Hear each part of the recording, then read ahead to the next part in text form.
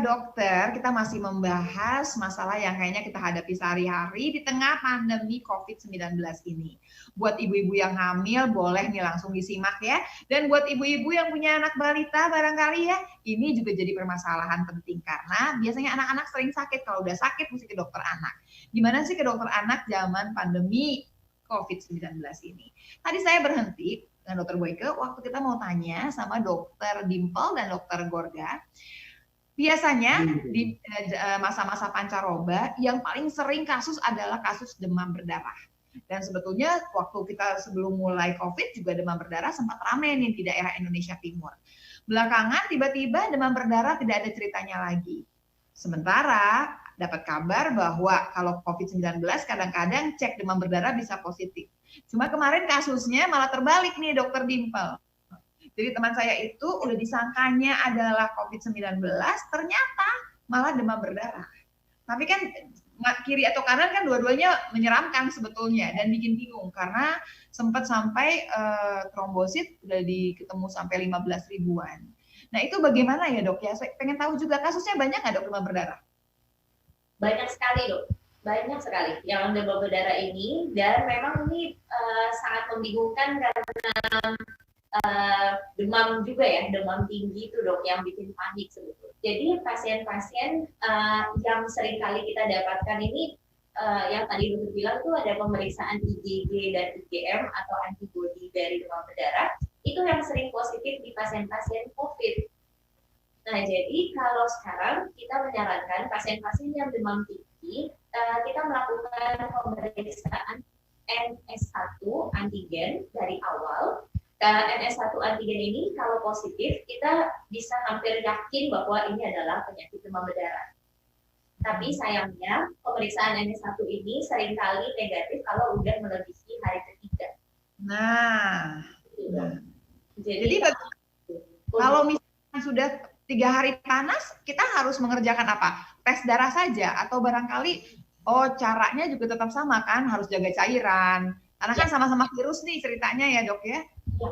Jadi untuk melakukan pemeriksaan darah tetap pasti akan kita lakukan. Kita lakukan pemeriksaan hematologi lengkap.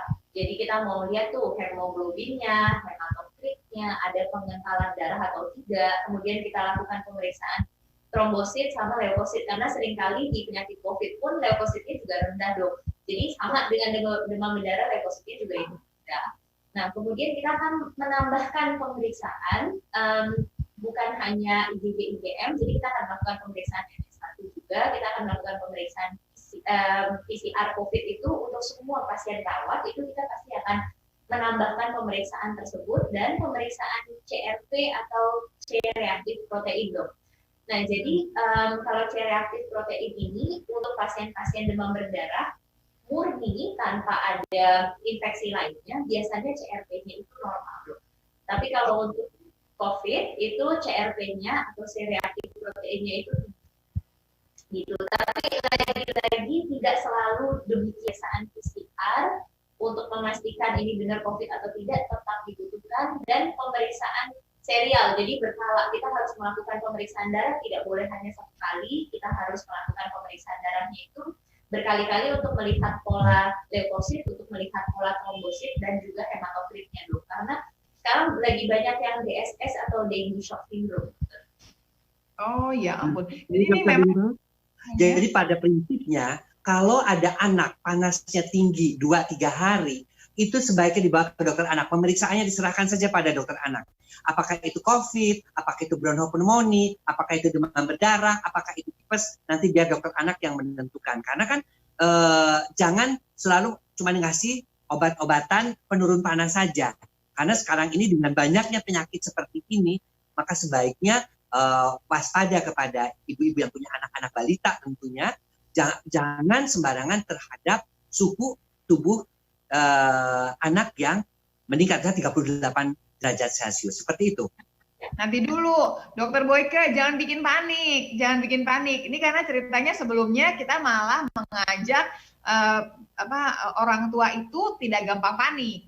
Kalau demam itu kan sebetulnya ya kalau flu itu ada demamnya. Betul kan Dokter Dimple? Kita sudah tahu nih dalam setahun bisa 8 kali kejadian flu. Cuman memang di masa pandemi ini agak berbeda ya. Apa kita jadi polanya begitu? Setiap panas kita akan ke dokter atau setiap panas kita akan cek darah atau gimana, Dok?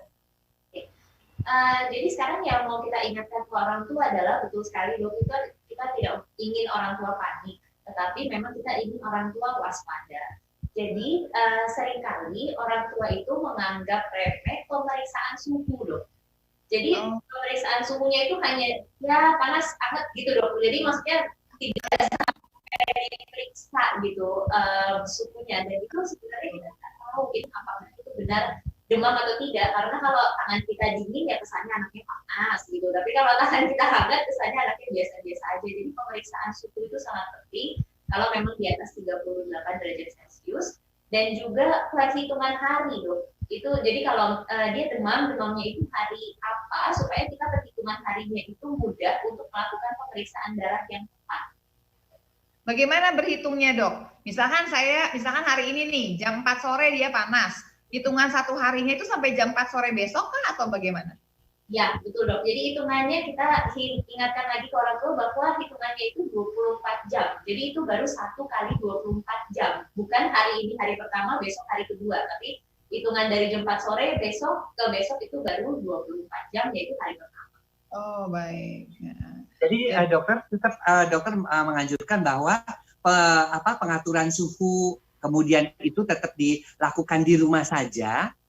Baru dibawa kapan? Ketika kita membawa si anak itu dengan panas 38 derajat Celcius. Apakah pada saat panasnya tidak turun atau bagaimana? Jangan dijawab dulu ya, Dok ya. Tentunya kita akan break dulu, kita akan jawab setelah jeda yang berikut. Jangan kemana-mana, tetap di Kata Dok.